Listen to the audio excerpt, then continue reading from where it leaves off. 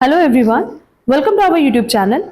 हमने MCom entrance exam के लिए शॉर्ट वीडियोस की एक सीरीज अपलोड करना स्टार्ट किया है, जहां पे हम सारे रेलेवेंट एमसीक्यूज डिस्कस कर रहे हैं और ये सारी यूनिवर्सिटीज के लिए इक्वली रेलेवेंट है।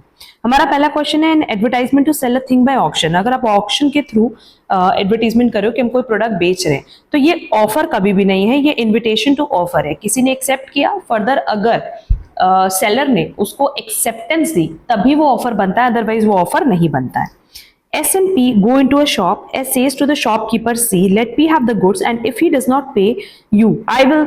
This is a, ये बेसिकली किस तरह का कॉन्ट्रैक्ट है? कॉन्ट्रैक्ट ऑफ गारंटी, जहां पे एक पर्सन दूसरे पर्सन के बिहाफ पे गारंटी दे रहा है। नेक्स्ट, बेली कौन होता है? बेसिकली बेलर और बेली दो पर्सन होते हैं। जैसे मान लो आपने अपनी स्कूटी सर्विसिंग के लिए दिया है किसी पर्सन को, तो आपने स्कूटी सर्विसिंग के लिए दिया, आप बेलर हो गए, और जिसको दिया वो बेली हो गया। उसकी ड्यूटी है कि वो स्कूटी सर्विस करके आपसे पैसे लेगा और आपको आपकी स्कूटी रिटर्न कर देगा। बट इफ इन केस अगर आपने उसको पैसे नहीं दिए, तो वो आपकी स्कूटी पे राइट है कि वो लीन कर सकता है, उसको रख सकता है। ठीक है, right of particular lien over the goods bailed, right of general lien उनके पास अवेलेबल है।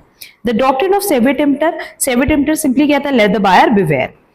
In case of implied conditions and warranties, when goods are sold by sample, when the buyer does not intimate the purpose to the seller and depends upon his own skill and judgment. ठीक है, तो हम क्या मान रहे हैं? Let the buyer beware, कि buyer को पूरी नॉलेज होगी। करेक्ट आंसर हो जाएगा सी।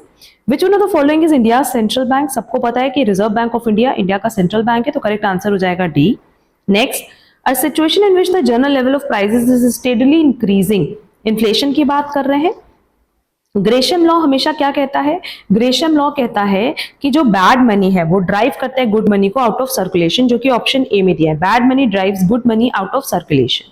डिफ्लेशन किसके लिए बेनिफिशियल होता है? ये हमेशा बेनिफिशियल होता है कंज्यूमर्स के लिए, जो कंज्यूम करते हैं, क्योंकि चीजें उनको सस्ती मिलती है। नेक्स्ट, ऑडिटिंग को आप कैसे डिफाइन कर सकते हो? Preparation of books of accounts, examination of books of accounts, rendering expert advice to management. No doubt ये हम सिर्फ और सिर्फ बुक्स ऑफ अकाउंट्स का एग्जामिनेशन करते हैं, उसका प्रिपरेशन कभी भी नहीं करते। इंटरनल ऑडिटर को कौन अपॉइंट करता है? हमने बताया भी है, इंटरनल ऑडिटर को बोर्ड ऑफ डायरेक्टर्स अपॉइंट करते हैं। जो हमने ऑडिटिंग के एमसीक्यूज अपलोड किए, वहां ये क्वेश्चन डिस्कस किया हुआ है। करेक्ट आंसर हो जाएगा ए, द मैनेजमेंट। ये सारे MCQs again MCom entrance exam के लिए बहुत रेलेवेंट है। अगर आपको ये शॉर्ट वीडियोस यूजफुल लग रहे हैं तो प्लीज वीडियो को लाइक, कमेंट, शेयर जरूर करना। अब हम लोग मिलेंगे हमारी नेक्स्ट क्लास में। आज के लिए बस इतना। Thank you so much.